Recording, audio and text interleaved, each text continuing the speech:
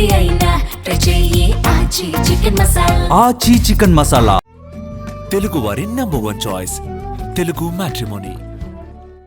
వెంకన్న స్వామిని 2 కొండలకే పరిమితం చేసిన జీవో దొరికింది. టైటిల్ బాగా లెందీగా ఉందని చెప్పేసి 7 కొండల స్వామిని 2 కొండలు చేసిన జీవో దొరికింది అని చెప్పేసి పెట్టాను.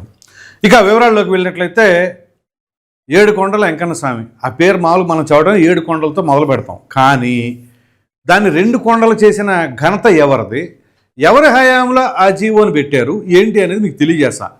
దానికంటే ముందుగా ఈ వ్యక్తి ఉన్నారు కదా, ఈయన ఎవరో తెలుసు కదా, భూమన కరుణాకర్ రెడ్డి, ex-TTD చైర్మన్. ఈయన నిన్న అసెంబ్లీలో ఏదైతే ఆ నెయ్యికి సంబంధించిన వివాదం ఉందో దానిపైన చర్చ పెడితే వైసీపీ వాళ్ళు ఎలాగూ రారు, సరే అక్కడ ఏం మాట్లాడతారా అని చూసి దాని తదుపరి వీళ్ళు ప్రెస్ మీట్లు పెడతా ఉంటారు కదా. ఆ తర్వాత ఇప్పుడు భూమన కరుణాకర్ రెడ్డి నిన్న ప్రెస్ మీట్ పెట్టి మాట్లాడిన దాంట్లో ఒక ఆణిముత్యం తీశా. ఆ ఆణిముత్యంలో ఆయన ఏం మాట్లాడారు అని విన్న తర్వాత మనం విశ్లేషణ చేసుకుందాం. సాక్షాత్తు రాజశేఖర రెడ్డి గారి గురించి ఒక సభ్యుడు 2 కొండల జీవో తెచ్చింది రాజశేఖర రెడ్డి గారు అని మాట్లాడతాడు. ఆధారాలు చూపరు. అది 2 కొండల జీవోని తీసుకొచ్చింది రాజశేఖర రెడ్డి గారు, ఒక సభ్యుడు మాట్లాడుతున్నారు, కానీ దానికి సంబంధించిన ఆధారాలు చూపరు అంటున్నారు. ఆధారాలు ఏంటో మనం చూపిద్దాం. ఇక దాని తర్వాత ఇంకేమన్నారు చూద్దాం. వాళ్ళ నోటికి వచ్చింది మాట్లాడేటివి 746, 747 అన్నటువంటి 2007వ సంవత్సరం జూన్ నెలలో ఇచ్చినటువంటి జీవోలను దేవాలయాలలో, హిందూ దేవాలయాలలో అన్యమత ప్రచారం జరగకూడదు అనేటువంటి 740. సో ఇక్కడ దేవాలయాలలో 747 అనే జీవో అన్యమత ప్రచారం చేయకూడదు అని చెప్పి తీసుకొచ్చారు, మంచిదే. 746లో ఏమిటది, 2 కొండలు కాదు 7 కొండలకి అని చెప్పేసి తెచ్చారు జీవో. అంటే దానికి ముందేం జరిగింది అనేది కూడా మనకు తెలియాలి కదా. ఈయన ఏం చెప్తాడు ఇందాం. సాక్షాత్తు రాజశేఖర రెడ్డి గారి గురించి ఒక సభ్యుడు 2 కొండల జీవో తెచ్చింది రాజశేఖర రెడ్డి గారు అని మాట్లాడతాడు. ఆధారాలు చూపరు. వాళ్ళ నోటికి వచ్చింది మాట్లాడేటిపై 746, 747 అన్నటువంటి 2007వ సంవత్సరం జూన్ నెలలో ఇచ్చినటువంటి జీవోలను దేవాలయాలలో, హిందూ దేవాలయాలలో అన్యమత ప్రచారం జరగకూడదు అనేటువంటి 747 జీవోను 352 కిలోమీటర్ల పరిధిలో ఉన్నటువంటి ప్రాంతమంతా కూడా ఆ 7 కొండలన్నీ కూడా వెంకటేశ్వర స్వామి క్షేత్రానివే అన్నటువంటి 746 జీవోలను ఇచ్చిందే రాజశేఖర రెడ్డి గారు. అంతకు పూర్వం దీనికి సంబంధించి ఏ రకమైనటువంటి జీవోలు లేవు. బ్రిటిష్ వారు 1894 ఆ ప్రాంతాన వాళ్ళు అది 25 కిలోమీటర్ల పరిధిలో ఉంది అన్నటువంటి జీవోను వాళ్ళు ఇస్తే దాన్ని సవరించి 352 కిలోమీటర్లకు పెంచి ఇది తిరుమల క్షేత్ర మహిమ, 7 కొండల క్షేత్ర మహిమని ఆ జీవోని ఇచ్చింది రాజశేఖర రెడ్డి గారైతే. ఇది ఆయన చెప్తుంది.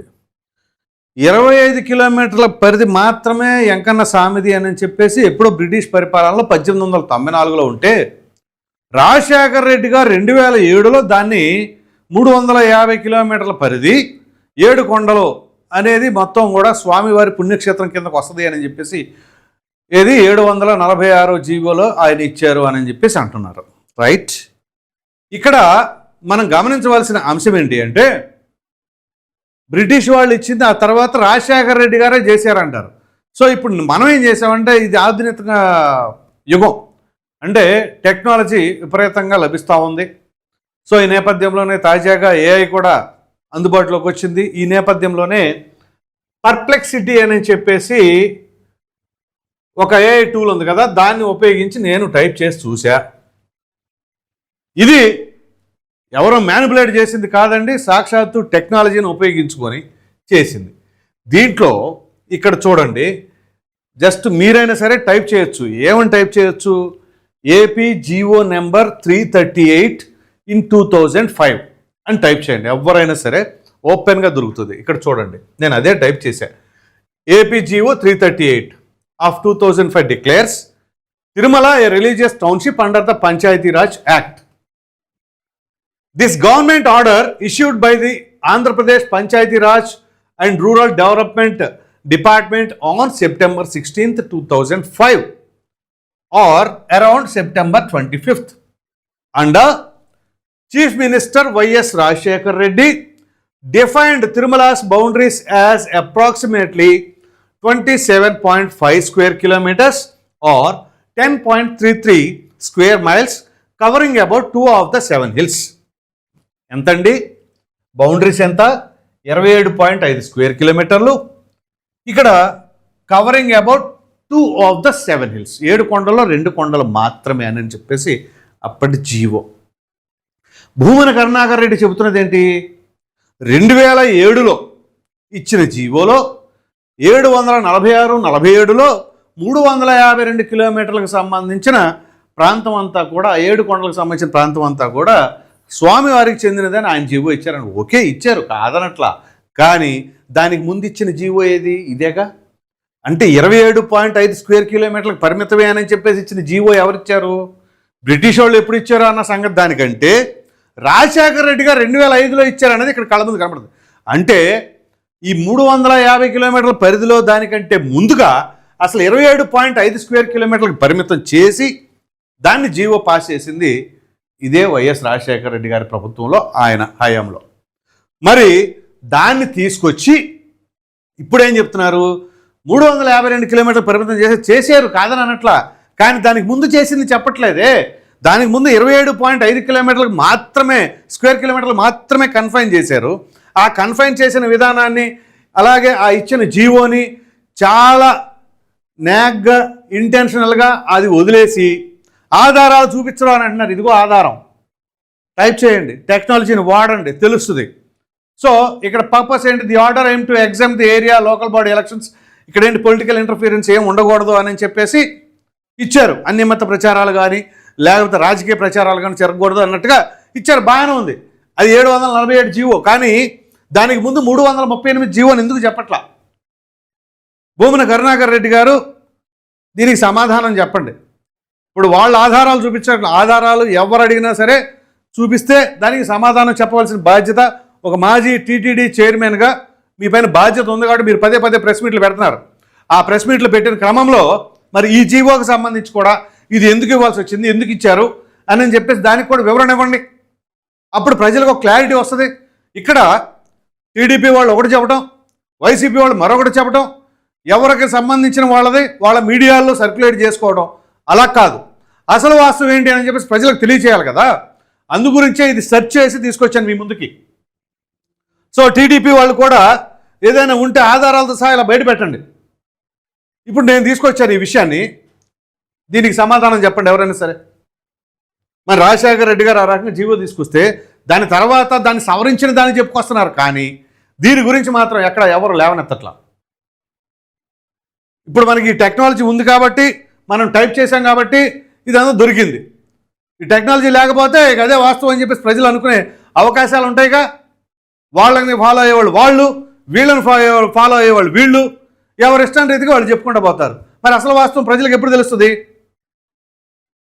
ఇదే కదా కావాల్సింది. ఇక్కడ ప్రధానంగా ఏంటి అంటే స్వామివారికి సంబంధించిన దాంట్లో జోక్యాలు చేసుకొని ఆ రకంగా అది అంతవరకు బౌండరీ వస్తుంది.